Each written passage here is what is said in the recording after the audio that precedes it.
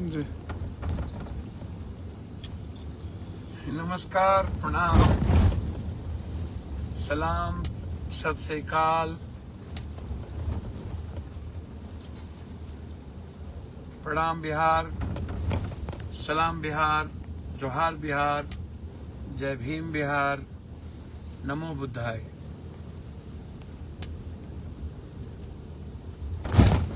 वसुधैव कुटुंबकम, सर्वधर्म संभव, सार्वभौमिकता का देश, विश्व गुरु, आध्यात्मिकता हमारे जीवन की नैसर्गिक लाइफलाइन, एक ऊर्जा, मानवीय मूल्यों से जीने की एक ताकत। 15 अगस्त, आजादी।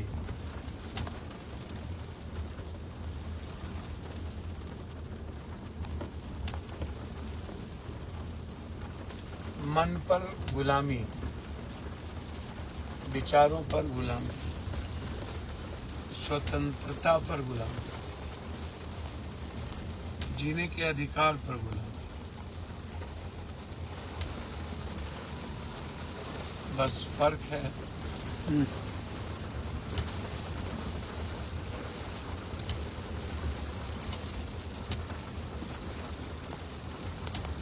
कि तब 40 करोड़ की आबादी के वक्त मुट्ठी भर अंग्रेज,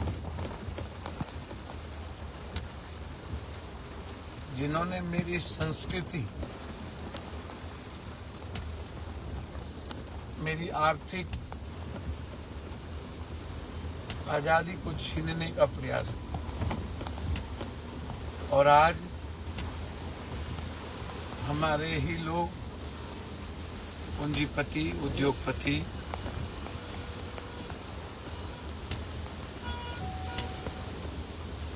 दलाल, माफिया, नेताओं का, पदाधिकारियों का एक सिस्टम, मिडिल क्लास, गरीब, आम आदमी, काश्तकार, इनकी आर्थिक, न्यायिक, सामाजिक, वैचारिक जीने और खुशियों को छीनने का प्रयास लगातार।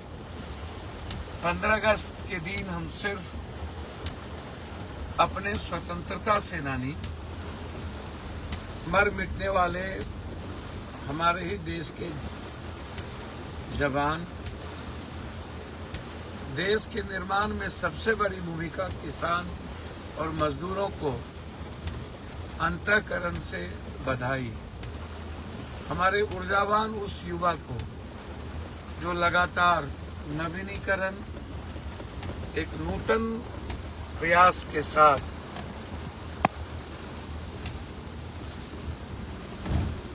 विश्व गुरु बनाने में भारत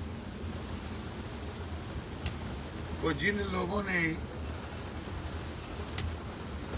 अपने जीवन को बलिदान दिया, तूफान, साइक्लोन, बारिश, धूप, तूफानों के बीच जिन्होंने अपनों को खोया, भारत को शून्य से शिखर पर ले गए, उनको बधाई, उनको प्रणाम।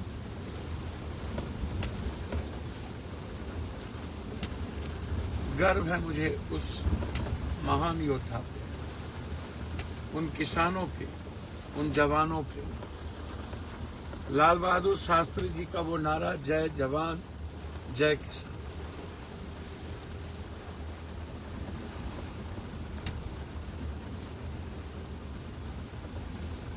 लगातार हमारा देश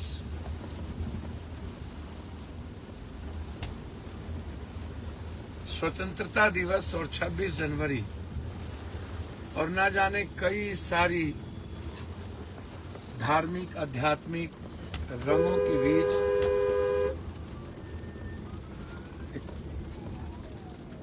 बेहतर रिश्तों को बचाने का प्रयास। लेकिन हम क्या पाए, क्या खोए, और हम कहाँ हैं? निर्भया बलात्कार कांड, सरकार बदली, आम आदमी पार्टी की सरकार बदली।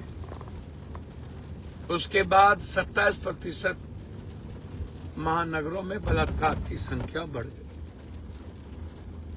समाज में बिल्कुल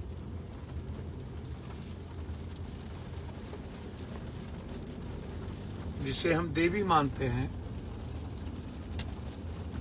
जिस संस्कृति और धार्मिकता की बात करते हैं, अध्यात्म, सीता, दुर्गा, काली,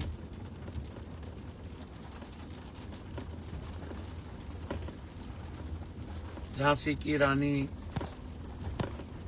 या बहुत सारे देवी देवता। उस देश में बेटी की पूजा तो होती है, इज्जत नहीं।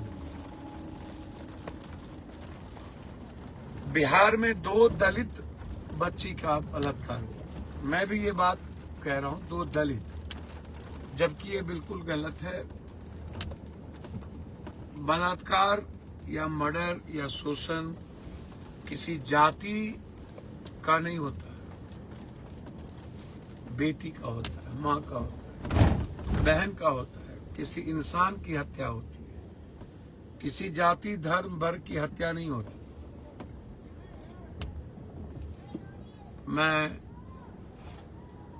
मुझे लगता है कि मैं जिन बातों को कहना चाह रहा हूं, सोचना चाह रहा हूं, कि किसी भी परिस्थिति में, किसी भी हालात में, मुझे लगता है कि इस बात को समझ लेना चाहिए। क्या मैं कहाँ क्या हूँ, कहाँ खो रहा हूँ, क्या कर रहा हूँ, क्या पा रहा हूँ। मुझे दुख होता है इस बात को लेकर। मैं किस बात को लेकर के बधाई दूं? आजाद हिंदुस्तान के बाद नेता अवसर ढूंढते हैं सियासत करने का। कभी जाति के बेटियों के सवाल पर, कभी हत्या पर समाधान नहीं देते। वह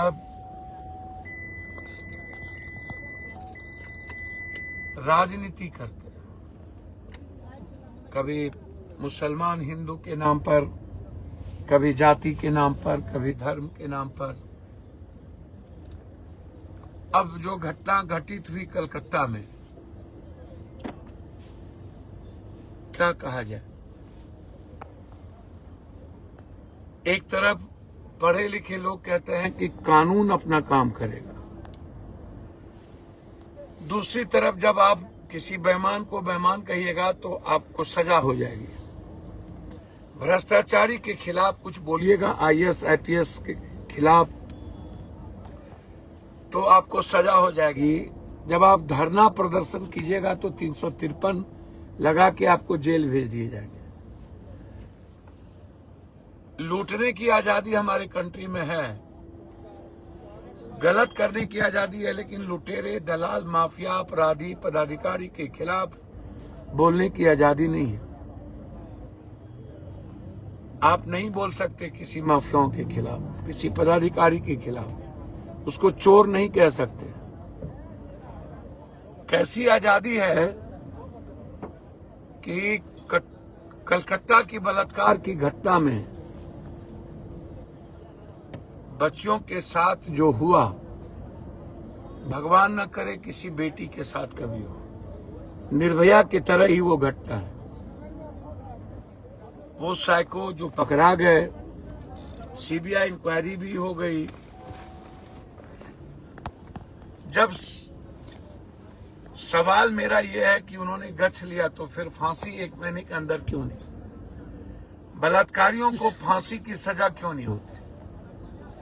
कानून कौन चलाता है? जो लोग कभी उस दल को गाली देते हैं कि ममता गलत, कभी कहते हैं फलना गलत, इसमें ममता दीदी या नीतीश या अरविंद केजरीवाल या कोई जिसको लेकर के लगातार बात उठती है, सबसे ज्यादा आज सोशल मीडिया, इंस्टाग्राम सबसे ज्यादा बच्चे इस्तेमाल करते हैं। लोग देख क्या रहे हैं? इंस्टाग्राम पे क्या देख रहे हैं? लोगों की मनस्थिति क्या हो रही है? इस सोशल मीडिया, इंस्टाग्राम के चलते हमारी बच्ची को मेंस कब हो रहा है? उम्र के बहुत पहले। हमारे बच्चे प्रौढ़ बहुत पहले हो रहे हैं। क्या ये माँ बाप को नहीं सोचना चाहिए? क्या ये सभी घर की बहनों और बेटियों को नहीं सोचना चाहिए? क्या हम इस पर बात करते हैं? फ्रीडम है, हम ये कहते हैं कि मॉडर्न युग आ गया है, सबको जीने का राइट है। आज के बच्चे अब बेटा बेटी अब फ्रीडम के साथ जीना चाहती है। मैं भी कह रहा हूं जीना चाहिए, लेकिन जो परिस्थितियां पैदा हो रही है, ये कारण क्या है? इसके साइको क्यों हो रहा है? लगातार इस तरह की घटना क्यों घट रही है? जो बिहार में लगातार 2 मधुबनी और मुजफ्फरपुर की जो घटना घटी, क्या इसको फांसी कितने दिनों के अंदर मिलना चाहिए? डॉक्टर्स के रेपिस्ट को कितने दिनों के अंदर फांसी मिलना चाहिए? और जिस तरीके से मायावती का ट्वीट, चंद्रशेखर जी का ट्वीट, सत्ता पक्ष और विपक्ष घर में क्यों बैठे हैं? क्यों अभी तक वहां नहीं गए? और क्या इस बलात्कार के बाद अब कोई बलात्कार नहीं होगा? क्या इस हाय तौबा के बाद बलात्कार की संख्या नहीं बढ़ेगी? कौन है वो समाज में दरिंदे जिसे सम्मान समाज के लोग देते हैं? जाति के आधार पर बचाने का प्रयास लगातार नेताओं की। दलित थे तो मायावती जी ने ट्वीट कर दी। अब डॉक्टर जिस तरीके से, क्या और बच्ची की बलात्कार नहीं होती है? लगातार डॉक्टर साहब जिस तरीके से एम्स से लेके सारे को बंद कर रहे हैं, तोड़फोड़ कर रहे हैं, उनके लिए 353 की में धारा नहीं है, वो बंद करेंगे, सब कुछ करेंगे, जबकि कानून काम कर रहा है। मैं डॉक्टर साहब लोगों से पूछना चाहता हूं, क्या वो गिरफ्तार नहीं हुए? क्या और बच्ची का बलात्कार नहीं हुआ है? क्या देश आजादी के बाद पहला बलात्कार हुआ है? जिस तरीके से आप एक जिम्मेदार होने के बावजूद भी कानून को हाथ में लेकर लगातार सैकड़ों लोग मर चुके हैं आपके इस बिहेव के कारण, क्या ये सही है? प्रोटेस्ट होना चाहिए। आप काला बिल्ला भी लगा लीजिए, आप 2 घंटा कर लीजिए, आप 1 दिन कर लीजिए, बिल्कुल प्रोटेस्ट होना चाहिए। लेकिन पूरा का पूरा अस्पताल बंद, ताला लगा देंगे, ये आपका अहंकार और आपका ईगो, क्या ये कानून इजाजत देता है? मैं ऐसे चीजों को सही नहीं मानता। फांसी दीजिए ना, तुरंत फांसी हो, लेकिन जो उसके आड़ में हो रहा है ईगो को दिखाना, ये सही नहीं है। आप दूसरे देश से सीखिए। हड़ताल पर जब जाता है तो एक पैर का जूता बनाता है, दूसरा पैर का जूता नहीं बनाता, लेकिन वर्किंग नहीं रुकती, काम नहीं रुकता है। इस तरह के गैर जिम्मेदार ना हरकत नहीं करते जो आज लोग कर रहे हैं। सभी लोग चिंतित हैं, लेकिन क्या इस घटना के बाद कोई घटना नहीं होगी? सीबीआई इंक्वायरी के बाद सब कुछ सही हो जाएगा? इसीलिए 15 अगस्त के दिन हम बात नहीं करते हैं कि हमारा बिहार कहां है, हमारा देश कहां है। हिडनबर्ग ने क्या कहा है? इकोनॉमी की चोरी कौन कर रहा है? ये पूरे देश की पूंजीपति गरीब बना रहे हैं, इस पे चर्चा नहीं होगी। और उसको मीडिया ट्रायल हो रही। जैसे मीडिया के लोग इस डॉक्टर को लेकर ट्रायल कर रहे हैं, किस जात का लोग बलात्कार किया, किस जाति का हुआ, क्या मीडिया का काम है इसको पोस्टमार्टम करना, इसको और क्योस बनाना? क्या मीडिया का काम है सेंसेशनस पैदा करना, अपनी व्यूअर बढ़ाना, समाज को गलत दिशा में ले जाना? अब मीडिया क्या कर रही है कि वो दोषी नहीं है। जब मोदी जी खेलेंगे, पीएम और सीएम सब, जब सारे लोग 2 करोड़ घड़ी लेने शादी में जाएंगे, तो देश के हालात क्या होंगे? क्या इस पर विचार नहीं करना चाहिए? और जो लोग लंबी लंबी बात करते हैं, चट मंगनी, मैं दुनिया बदल दूंगा, उसको कहिए ना पहले अभी दुनिया बदले। सारे नेता घर में क्यों बैठे हैं? सारे लोग मौन क्यों हैं? सबसे बड़ी लड़ाई क्यों नहीं लड़ी जाती? और आज सबसे बड़ी बात है बांग्लादेश के मुद्दों को लेकर के क्यों सरकार चुप है? हिंदू पार्टी क्यों चुप है? क्या कारण है कि बांग्लादेश चाइना के हाथ कठपुतली बन गई और अमेरिका अपना बेस बना दिया? जिस बांग्लादेश को इंदिरा गांधी ने सबसे मजबूत दोस्त भारत का बनाया, एक ताकतवर दोस्त बनाया, आज वो पाकिस्तान खुश है इस घटना के बाद। चाइना मजे ले रहा है। नेपाल पहले से दोस्त नहीं है। ये वही बांग्लादेश है जिसकी इकोनॉमी हमारे भारत से ज्यादा मजबूत है। यही यूनिस जो आज अमेरिका के साथ जिसके अच्छे रिश्ते हैं, इन्होंने वहां के इकोनॉमी को, वहां के बैंकिंग सिस्टम को मजबूत किया, आम आदमी की इकोनॉमी बढ़ाई। जब तक बांग्लादेश धर्म की राजनीति किया, बर्बाद हुए। जिस दिन धर्म से निकला बांग्लादेश, उस दिन इकोनॉमिकल और बांग्लादेश हमसे ज्यादा तरक्की किया। आज बांग्लादेश हमसे ज्यादा बेहतर। हमें इस बात पर चिंता करने की जरूरत है कि हम बांग्लादेश की तरह कोई काम क्यों नहीं कर रहे, हमारी इकोनॉमी क्यों नहीं बढ़ रही, वहां हमसे सारे पड़ोसी क्यों दुश्मन होते जा रहे, इस पे चर्चा नहीं करेंगे। हम चर्चा हमेशा हिंदू मुसलमान, आजादी के बाद आज भी जाति धर्म मजहब से हम नहीं निकल रहे और हिंदू मुसलमान से नहीं निकल पा रहे। क्या इसलिए आजादी मिली थी? कभी कुछ अब नए मुद्दे आ गए, 3 विधानसभा है और हमने एक नया मुद्दा लिया है, और हमेशा हर मुद्दों को सियासत से जोड़ते हैं, राजनीति करते हैं। इसीलिए मैं बधाई देता हूं आप सबको, आने वाले पीढ़ियों को, कि आप जाति धर्म से निकलकर अपने बिहार के लिए सोचिए, बिहार के निर्माण के लिए सोचिए, बिहार की तरक्की के लिए सोचिए, बिहार की भविष्य की बात करिए, आने वाले पीढ़ी की रोजगार की बात करिए। जो रोजगार खत्म हो चुका है, रोजगार किसी को मिलना नहीं है। एजुकेशन के बारे में सोचिए, प्रगति के बारे में सोचिए, इकोनॉमी को बढ़ाने के बारे में सोचिए, दूसरों के विचारों को सम्मान देने के बारे में सोचिए। आजाद हिंदुस्तान के 70 साल के बाद हम आज भी नफरत की राजनीति करते हैं, हम आज भी जाति की राजनीति करते हैं, धर्म मजहब की राजनीति करते हैं। और जो देश धर्म और मजहब के बीच हफीम की तरह परेशान होगा, जाति का जहर होगा, भाषा पर हम अलग अलग होंगे, वह देश कभी तरक्की नहीं करेगा। और जब हम इकोनॉमिकल एजुकेशनल तरक्की नहीं करेंगे तो कुछ नहीं होगा।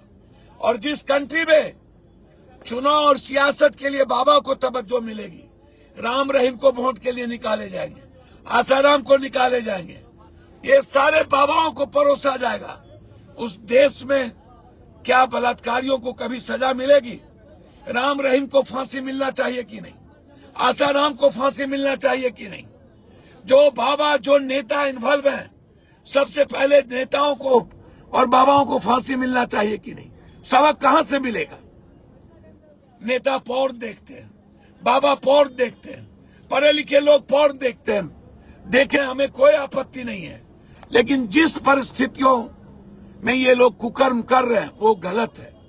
इसीलिए मेरा आग्रह है कि हम ऐसी किसी भी गलत चीजों का आवाज उठाएं, विरोध करें, चाहे वो राम रहीम हो या आसाराम, चाहे कई बाबा जो बलात्कार केस में इन्वॉल्व है, जो घटनाओं में इन्वॉल्व है, जो नेता इन्वॉल्व होते हैं पहलवान से लेकर के अन्य चीजों में, और जिस तरीके से हमारे पहलवानों को, फोगट को शोषण किया गया था आर्थिक सामाजिक रूप से, याद करिए फिर क्या होगा। और जब हमारे देश के मुख्यमंत्री, मुखिया, प्रधानमंत्री बलात्कारियों को बचाएंगे तो क्या फांसी होगी? क्या बिहार की बेटी बचेंगे? क्या डॉक्टर बेटी हमारी, उनको न्याय मिलेगा? ये सबसे बड़ा सवाल था। मैं अपनी बेटियों के सम्मान के लिए और सोशल मीडिया, इंस्टाग्राम जैसी चीजों को रोक लगे परिवार के बीच में, इन चीजों के लिए आपसे आग्रह करूंगा। मैं लगातार सदन में ये मामला उठाता रहा हूं और इसी बिंदु पर उठाता रहा हूं। पुनः एक बार आप सबको, खास तौर पर जवानों को, आने वाले युवा पीढ़ी को जो लगातार एग्जिस्ट कर रहे हैं, किसानों को और गरीब आदमी, जिसके चलते, किसान और गरीब के चलते हमारी कंट्री आज भी किसी तरीके से सस्टेन कर रही है, छोटे व्यापारी के चलते, ये उद्योगपति पूंजीपति के चलते नहीं, छोटे व्यापारियों के चलते जो आज हमारे अपने भाई और अपने बॉर्डर की सुरक्षा करनी होगी। और हिडन वर्ग जो बात कहा है, उस हिडन वर्ग के चीजों का चीरफाड़ ना किया जाए, उसको पूंजीपति और उद्योगपतियों के पक्ष में इस्तेमाल ना करें, मीडिया गलत तरीके से बेटियों को चीजों का राजनीतिकरण ना करे। इन्हीं शब्दों के साथ आप सबको मुबारकबाद। आइए मिलकर हम बिहार की दोनों बेटी और कलकत्ता की बेटियों को लेकर हम जाति रंग न दें, हम राजनीति ना करें और इन तीनों को 3 महीना के अंदर फांसी लेने का संकल्प के साथ आगे बढ़े, तब हमें आजादी की एक कदम बढ़ेगी। बहुत बहुत धन्यवाद। नमस्कार, सलाम, जय बुद्धाय, जय नमो बुद्धाय नमः। पप्पू यादव जिंदाबाद। पप्पू यादव जिंदाबाद। पप्पू यादव जिंदाबाद।